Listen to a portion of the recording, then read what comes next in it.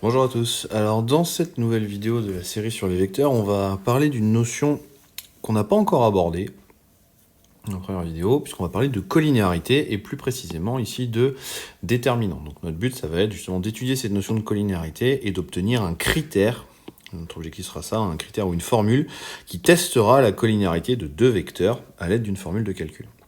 Alors, le déterminant en général, c'est quelque chose qui apparaît un peu plus tard dans le programme de seconde, mais qui est quand même assez utile, parce qu'on va voir que la formule qu'on va obtenir là, pour tester la collinéarité va être particulièrement simple et facile, et surtout le déterminant, c'est un outil vraiment très utile, qui plus est si vous faites des maths au niveau post-bac. Donc pour ça, on va partir de notre définition qui est algébrique ici, et on va essayer de l'exploiter pour obtenir une formule. Donc là, attention, je vais réfléchir entre guillemets à ce que j'appelle avec les mains. Ce que je vais faire n'est pas une vraie démonstration. Je ne vais pas montrer toutes les équivalences, etc. Je vais juste essayer d'obtenir la formule en réfléchissant un peu avec les mains pour qu'on comprenne d'où ça vient. Et je vous dirai à la fin, alors attention, là il manque une étape de la démo qu'on ne fera pas ici. Alors, ici, ce qu'il faut bien comprendre, dire que U égale KV, ça signifie deux choses. L'égalité de vecteurs, si on se réfère à une capsule précédente, ça veut donc dire que X est égal à K fois X' et que Y est égal à K fois Y'. Et ça, moi, ce que je vous conseille de retenir, c'est que les coordonnées de U et V, elles sont donc proportionnelles. Alors attention au choix des mots. Pour des vecteurs, on dit qu'ils sont collinéaires et pas proportionnels. Le mot proportionnel ne s'applique pas aux vecteurs, au même titre que les coordonnées, donc là sous-entendu on parle bien des nombres qui correspondent, forment bien un tableau de proportionnalité, et on ne dit pas un tableau de collinéarité par exemple. Donc, ce que veut dire cette chose, alors, ce petit système-là que j'ai, je vais l'appeler S. Moi, j'aimerais bien continuer à l'exploiter un peu. Alors, là, il faut observer quelque chose. J'ai le même coefficient K des deux côtés. Donc, ce que j'ai très envie d'écrire, c'est ça. C'est que K est d'une part égal à X sur X', et d'autre part est égal à Y sur Y'. Donc j'ai divisé par X' dans la première ligne et par Y' dans la deuxième. Alors attention quand même, il faut être un tout petit peu vigilant. À quelles conditions ai-je le droit de diviser par X' et Y' comme ça ? Il faut s'assurer que ces deux nombres, donc X', Y', soient non nuls. Alors a priori, je ne l'avais pas supposé ici, j'avais absolument rien pris comme hypothèse sur les coordonnées, donc là je suis bien obligé de le préciser. On va dire que c'est un petit peu embêtant, qu'on aimerait bien une formule qui marche tout le temps. Pour l'instant, c'est pas grave, vous allez voir qu'on va pouvoir évacuer ce problème à la fin. Donc maintenant, si je poursuis ma résolution, ce que je vais avoir, c'est que mon système, il va être équivalent à dire que X sur X' est égal à Y sur Y'. Et de la même manière, cette chose-là, ça revient à quoi ? Ça revient à dire que X fois Y' est égal à X' fois Y. Alors, pour comprendre un peu d'où ça vient, ce truc-là, c'est juste une histoire de tableau de proportionnalité. Vous imaginez, si vous voulez, là... Pardon, je vais faire une petite ligne en pointillé.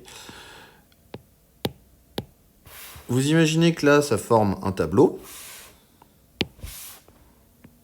Comme ça, là. Avec ici les coordonnées de U, ici les coordonnées de V. L'égalité traduit juste le fait que ce tableau doit être un tableau de proportionnalité. Et pour tester si un tableau est un tableau de proportionnalité, vous savez depuis le collège qu'on teste l'égalité des produits en croix. X fois Y' doit être égal à X' fois Y. Et alors la petite subtilité quand même, qui est plutôt propre au programme de seconde, mais vous allez voir que ça va revenir à la même chose, c'est que cette égalité, on va plutôt l'écrire comme ça.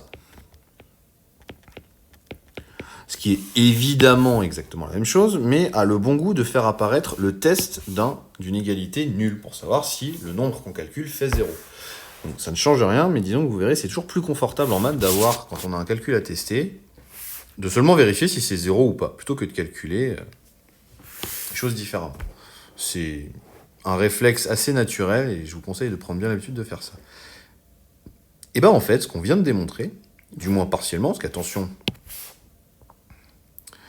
il faudrait la réciproque. Là, on n'a pas démontré la réciproque. Donc je vais l'expliciter un peu. Ce que j'ai démontré, c'est si U et V sont collinéaires, alors moi j'ai obtenu ce truc-là. Il faudra démontrer que si j'ai ça, alors U et V sont collinéaires. Donc là, je ne vais pas le faire parce que je voulais juste obtenir la formule. Et, deuxième petite chose, mon cas un peu problématique de x', y' nul ici. Eh ben, je vais l'évacuer tout de suite. La formule que j'ai écrite ici, est-ce qu'elle marche encore si x' et y' sont nuls? Eh ben, on fait le test, on remplace y' et x' par 0. Ben, j'obtiens 0 moins 0. Donc évidemment, la formule fonctionne encore. Donc en réalité, le cas où x' et y' sont nuls, où x' et y' sont nuls, voilà, que j'avais évacué tout à l'heure, bah, finalement, maintenant, c'est plus du tout un problème. Donc, quel est le bilan de tout ça? Eh ben, le bilan, c'est qu'on a défini un nouvel objet qui va nous servir à tester ça. Donc, on appelle déterminant de, enfin plutôt des vecteurs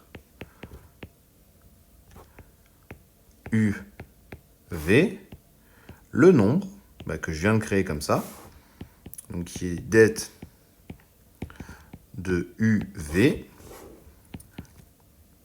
Alors, qu'on aime bien souvent noter comme ça, avec une notation en colonne pour faire apparaître le produit en croix. C'est évidemment pas obligatoire, hein, mais je trouve que c'est assez confortable. Et donc, le critère qu'on a mis au point, c'est ça. Bah, c'est que les vecteurs U et V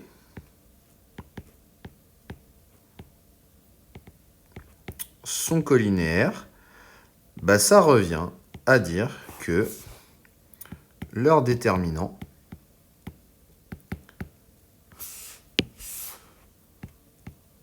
vaut 0. Voilà. Donc ça nous donne un critère numérique, une formule en fait à tester avec les coordonnées pour aboutir à la collinéarité de vecteurs. Et ça va conclure cette petite vidéo.